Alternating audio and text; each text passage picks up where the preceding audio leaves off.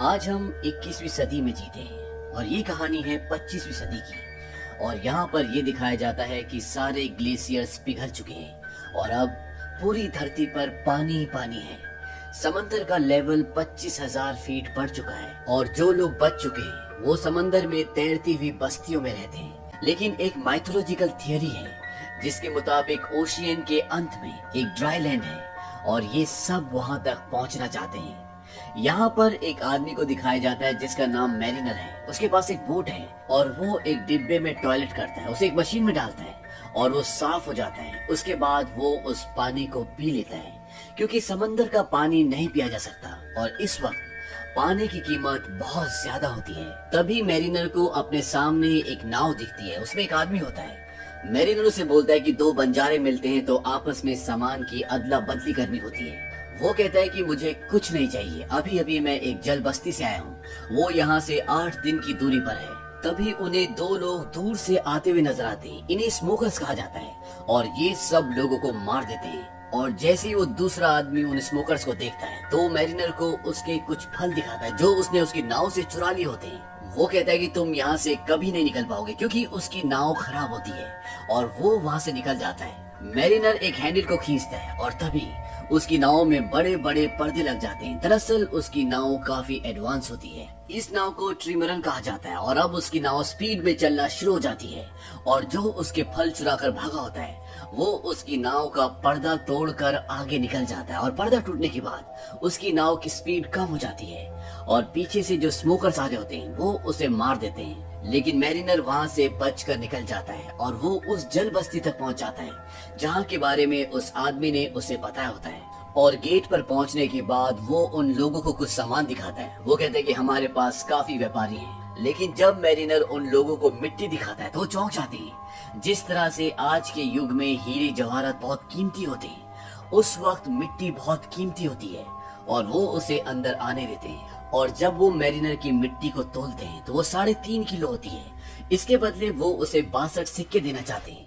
लेकिन मैरिनर कहता है कि मुझे 62 नहीं बल्कि इसके दुगने चाहिए और वो दुगने सिक्के देने के लिए तैयार हो जाते हैं। मैरिनर अपने सिक्के लेकर एक दुकान पर जाता है और वो पीने के लिए कुछ पानी खरीदता है। वहीं पर एक टमाटर का पौधा भी होता है। मैरिनर इस पौधे को खरीदना चाहता है। दुकान वाली लड़की उसे बोलती है कि तुम्हारे आधे सिक्के मुझे चाहिए और मैरिनर उसे आधे सिक्के दे देता है और उस टमाटर के पौधे को उससे खरीद लेता है। अब मैरिनर वहाँ से सामान खरीद कर जा रहा होता है। तभी उसी बस्ती के कुछ लोग उसके पास आते हैं और उनके साथ एक लड़की भी होती है और वो मैरिनर को कहते हैं कि तुम इसके साथ संबंध बनाओ और जब ये गर्भवती हो जाए तो तुम अपनी जरूरत का सामान लेकर यहाँ से जा सकते हो। और वो ऐसा इसलिए कहते हैं क्योंकि ये इस बस्ती का नहीं है और इनकी जो प्रजाति है, इनकी जो जीन्स है वो अब कमजोर है। लेकिन मैरिनर साफ साफ मना कर देता है। वो कहता है कि तुम्हारे पास कुछ भी नहीं है जो तुम मुझे दे सको, तुम लोग मर रहे हो। वो जाने लगता है। तभी उन लोगों को शक होता है कि ये स्मोकर है और वो उसे रोक लेते हैं। और जब उसे रोकते हैं तो वो देखते हैं कि उसके कान के पीछे गिल्स हैं और गिल्स देखने के बाद आदमी चिल्लाता है कि ये म्यूटेंट है और वो उसे पकड़ लेते हैं और एक केज के अंदर बंद करके वहाँ पर एक मड होता है उसमें डुबाना शुरू करते हैं। लेकिन इससे पहले कि मैरिनर उसमें डूब पाता, इनकी बस्ती पर स्मोकर्स हमला कर देते हैं। यहाँ पर एक आदमी होता है जिसका नाम ग्रेगोर होता है। ये एक इन्वेंटर है और इसके पास उड़ने वाला बलून होता है। हेलन और अनोला को भी वो अपने साथ ले जाना चाहता है। लेकिन इससे पहले कि हेलन और अनोला उस बलून तक पहुँचती है, बलून उड़ जाता है। तभी वो नीचे देखती है कि मैरिनर डूब रहा है, वो केज के अंदर बंद है। वो भागकर वहाँ पर जाती है और वो कहती है कि अगर मैं तुम्हें छुड़ाऊंगी तो तुम हमें अपने साथ लेकर जाओगी। वो कहता है कि हाँ। वो उसे छुड़ाती है और इसके बाद ये तीनों की तीनों यहाँ से निकल जाते हैं और स्मोकर्स इनकी बस्ती को तबाह करके उस पर कब्जा कर लेते हैं। इनका जो सरदार होता है जिसका नाम डीकन है, वो कहता है कि मुझे वो टैटू वाली लड़की चाहिए। दरअसल ये इनोला के बारे में बात कर रही होती है। इनोला की बैक पर एक टैटू होता है और इनका मानना ये होता है कि वो ड्राई लैंड तक पहुंचने का नक्शा है, इसीलिए इन्होंने इस बस्ती पर हमला भी किया होता है। यहाँ पर 3 तरह के अलग अलग समूह हैं। एक स्मोकर्स जो लोगों को मारते हैं, उनकी बस्तियों पर हमला करते हैं। दूसरे आम इंसान जो समुद्री बस्ती में एक साथ रहते हैं, चीजों को खरीदते हैं और बेचते हैं। और तीसरे वो होते हैं जिन्हें म्यूटेंट कहा जाता है, जिनके कान के पीछे गिल्स होते हैं जैसे मछली के होते हैं, जिसकी वजह से ये पानी के अंदर भी सांस ले सकते हैं। वहीं दूसरी तरफ ये दिखाते हैं कि स्मोकर्स का जो लीडर है जिसका नाम डीकन है, वो कहता है कि मुझे किसी भी कीमत पर वो टैटू वाली बच्ची चाहिए, क्योंकि ये ड्राई लैंड तक जाना चाहता है और इसीलिए वो अपने आदमियों को एक प्लेन पर मरीनर के पीछे भेजता है और वो लोग उस तक पहुंच जाते हैं। वो उन पर हमला कर देते हैं। वो बोलते हैं कि बच्ची को मत मारना और वो लगातार इन पर गोलियां चलाते हैं। मरीनर बेसमेंट में जाता है क्योंकि वो अपने हथियार लाना चाहता है। ऊपर हेलन को लगता है कि मरीनर भाग गया और वहाँ पर एक गन होती है जिस पर रस्सी लगी होती है और वो उस गन से प्लेन पर हमला करती है और उसमें से एक तीर निकलता है जो प्लेन में फंस जाता है और प्लेन अब बोट के चारों तरफ घूमना शुरू कर देता है और उसके जो बड़े बड़े सेल्स होते हैं वो अब टूटना शुरू हो जाते हैं। मरीनर भी ऊपर आ जाता है और वो देखता है कि उसकी बोट अब टूटने वाली है। वो जल्दी से ऊपर जाता है क्योंकि वो उस रस्सी को काटना चाहता है जिससे वो तीर जुड़ा हुआ है जो हवाई जहाज पे अटका हुआ है और मरीनर बड़ी मुश्किल से उस रस्सी को काट देता है और वो पानी में गिर जाता है। हवाई जहाज वहां से चला जाता है, लेकिन मरीनर की जो बोट है वो बहुत बुरी तरह से क्षतिग्रस्त हो चुकी है और गुस्से में आके वो हेलन के और एनोला के दोनों के बाल काट देता है और वो कहता है कि आज के बाद मेरी बोट पर किसी भी चीज को कभी मत छूना। इसके बाद ये आगे का सफर तय करते हैं और तभी इन्हें एक और नाव दिखती है। उसमें एक आदमी होता है और हेलन बोलती है कि हमें उससे बात करनी चाहिए, क्या पता उसके पास खाना हो। हालांकि मैरिनर ऐसा नहीं करना चाहता, लेकिन हेलन के कहने पर वो उससे बात करता है। उसके पास एक बेशकीमती चीज होती है, वो होता है कागज, क्योंकि पूरी दुनिया जलाशय है और कागज बनना लगभग नामुमकिन है। ये वो चीजें होती हैं जिन्हें आज के जमाने में हम एंटी कहते हैं। मरीनर और हेलन ने इससे बात इसलिए की होती है क्योंकि ये इससे खाने की उम्मीद कर रहे होते हैं, लेकिन इसके पास खाना नहीं होता। वो आदमी बोलता है कि मैं तुम्हें कागज दूंगा, बदले में तुम्हें मुझे हेलन को सौंपना होगा। शुरू में मरीनर मान जाता है। वो कहता है कि आधे घंटे के लिए तुम्हारी हुई और वो तहखाने में ले जाकर उसकी इज्जत लूटना चाहता है। लेकिन तभी मरीनर नीचे आ जाता है और वो कहता है कि हमारा सौदा कैंसिल हुआ। वो उसका कागज उसे वापस कर देता है, लेकिन वो चाकू निकाल लेता है। वो उन्हें मारना चाहता है। मरीनर हेलन को ऊपर भेज देता है और इसके बाद मरीनर उस आदमी को मार देता है। मरीनर जानता है कि ये दोनों भूखे हैं। दरअसल वो खुद भी भूखा होता है, इसीलिए वो समंदर के अंदर कूदकर एक बहुत बड़ी मछली को मारता है और अब इन सब के पास खाना होता है। ये भरपेट खाना खाते हैं। एनोला मरीनर को बताती है कि मुझे तैरना नहीं आता। वो कहते काश मेरे पैर भी तुम्हारी तरह होते। मरीनर बोलता है कि मैंने पहली बार ऐसी लड़की देखी है जिसे तैरना नहीं आता, क्योंकि यहाँ पर इस दुनिया में सबको तैरना आता है। हेलन बताती है कि मैं उसकी माँ नहीं हूँ, मैं उसकी गार्डियन हूँ। और धीरे धीरे साथ रहने के बाद, बातें करने के बाद इनकी दोस्ती होना शुरू हो जाती है और मरीनर एनोला को तैरना भी सिखाता है। और तब ये देखते हैं कि सामने एक बहुत बड़ी नाव होती है और ये एक तरह की चौकी होती है जहाँ पर सामान खरीदा और बेचा जाता है और वो अपनी नाव को उस तरफ ले जाता है। लेकिन जब वो दूरबीन से देखता है तो वो देखता है कि उस नाव पर, उस चौकी पर पूरी तरह से स्मोकर्स का कब्जा होता है। दरअसल डीकन अपने आदमियों के साथ यहाँ पर पहुंच गया होता है क्योंकि वो इनोला को, जिसकी पीठ पर सूखी धरती का नक्शा है, उसे हासिल करना चाहता है। लेकिन मरीनर बड़ी चालाकी से, बड़ी बहादुरी से यहाँ से निकल जाता है और उसे अब शक हो जाता है। वो कहता है कि वो लोग हमारा नहीं बल्कि इनोला का पीछा कर रहे थे और उसकी पीठ पर जो टैटू है उसका मतलब क्या है। हेलन बताती है कि ये ड्राई लैंड का नक्शा है, यानी सूखी धरती तक पहुंचने का रास्ता। मरीनर बोलता है कि ये बेवकूफी है, ऐसी कोई जगह नहीं है। हेलन बताती है कि जब हमें इनोला मिली थी तो उसकी टोकरी में सूखी मिट्टी थी और वो मिट्टी तुम्हारी मिट्टी से भी बहुत बेहतरीन थी। इसीलिए सभी लोगों का मानना है इनोला की पीठ में जो नक्शा है वो सूखी धरती का नक्शा है। और अभी तक इन दोनों को, यानी कि हेलन को और इनोला को, ये लगता है कि मैरिनर उन्हें सूखी धरती पर ले जा रहा है। उसे सूखी धरती का रास्ता पता है क्योंकि उसकी नाव में बहुत सारी चीजें ऐसी होती है जो सूखी धरती पर, यानी इंसानों द्वारा बनाई जा सकती है और उसके पास मिट्टी भी थी। लेकिन मरीनर बोलता है कि ऐसी कोई जगह नहीं है, तुम बेवकूफ हो जो ऐसी चीज पर भरोसा कर रही हो जो तुमने कभी देखी नहीं है, उसका कोई अस्तित्व नहीं है। हेलन कहती है कि तुम्हारे पास शीशा है और वो गाना बजाने वाला बॉक्स, वो सब कहां से आया? वो सिर्फ सूखी धरती पर बनाए जा सकते हैं। मैरिनर बोलता है कि तुम सूखी धरती देखना चाहती हो, पानी में आओ।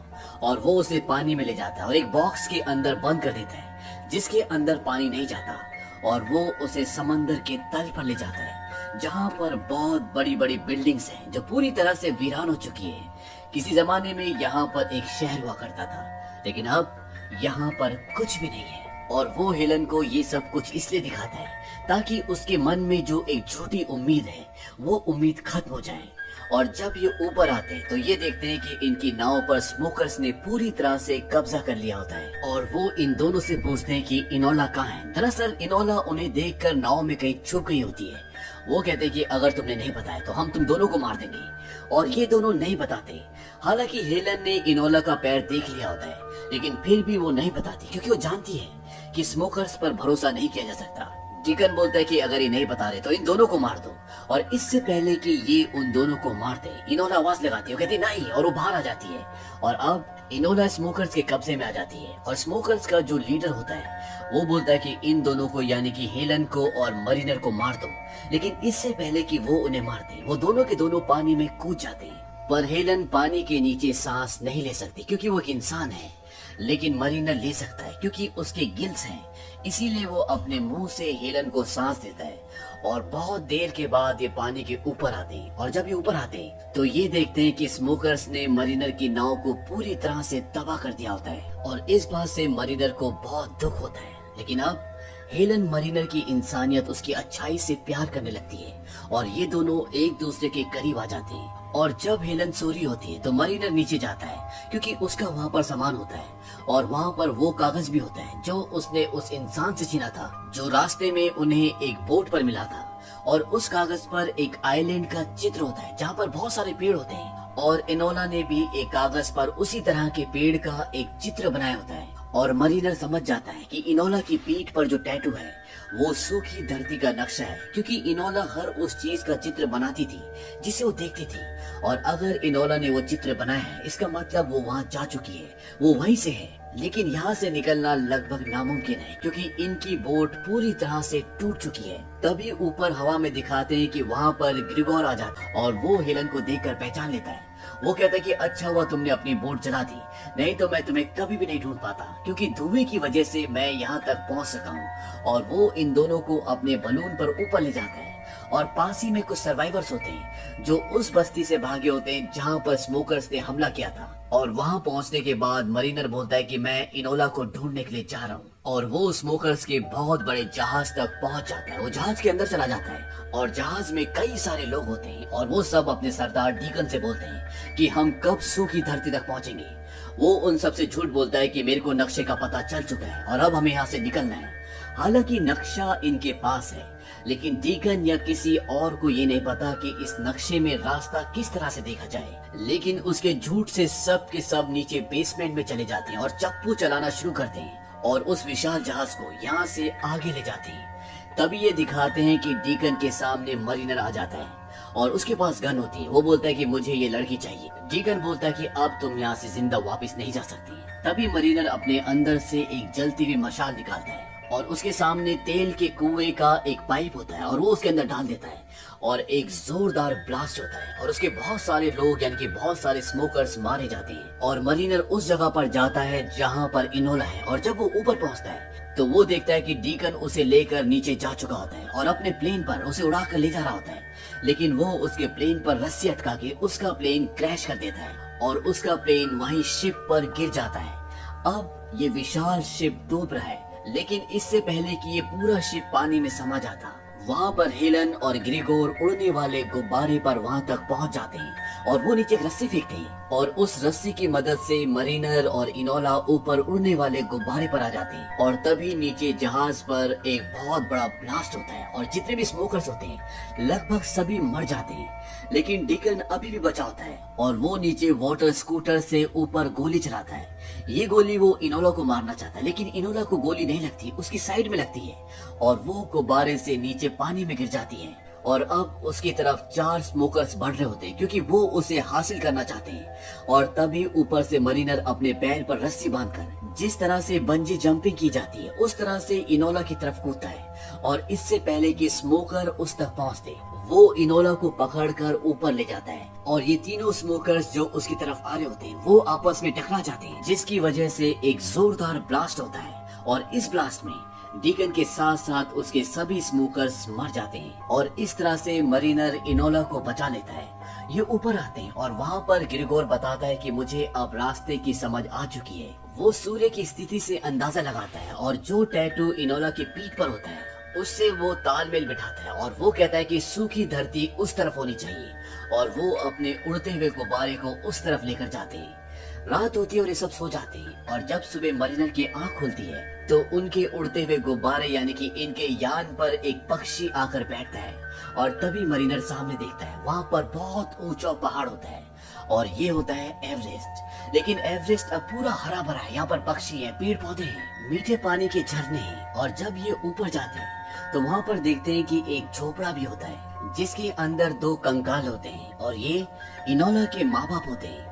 वहाँ पर टैटू बनाने का सामान भी होता है। दरअसल उन्हें पता था कि वो मर रहे हैं, इसीलिए उन्होंने इनोला की पीठ पर टैटू बनाकर उसको एक टोकरी में डाल दिया था और उस टोकरी में यहाँ की सूखी मिट्टी भी डाल दी थी ताकि जब वो किसी को मिले तो उसे पता चल जाए कि कहीं पर ड्राई लैंड है और वो इनोला की पीठ पे जो नक्शा है उसके जरिए यहाँ तक पहुँच सके। क्योंकि इनोला इतनी छोटी थी कि अगर वो यहाँ पर अकेली भी रहती तो तब भी वो बच नहीं पाती और इनोला के माँ बाप ने जैसा सोचा होता है ठीक वैसे ही होता है। इनोला आज अपने घर वापस आ चुकी है। वहीं दूसरी तरफ ये दिखाते हैं कि मैरिनर को यहाँ पर बिल्कुल भी अच्छा नहीं लग रहा होता क्योंकि वो इंसान नहीं है, उसके गिल्स हैं और इसीलिए वो वापस समंदर में जाना चाहता है। उसे लगता है कि समंदर उसे बुला रहा है। वो अपने लिए एक बार फिर से एक नाव बनाता है और वापस समंदर में जाने की तैयारी करता है। लेकिन इनोला और हेलन नहीं चाहते कि वो वापस जाए। हेलन उससे प्यार भी करती है लेकिन मैरिनर को जाना है और वो इन दोनों को अलविदा कहकर वापस उसी जगह चला जाता है जो उसकी असली जगह है यानी समंदर में। और इसी के साथ ये फिल्म, ये कहानी यहाँ पर खत्म हो जाती है।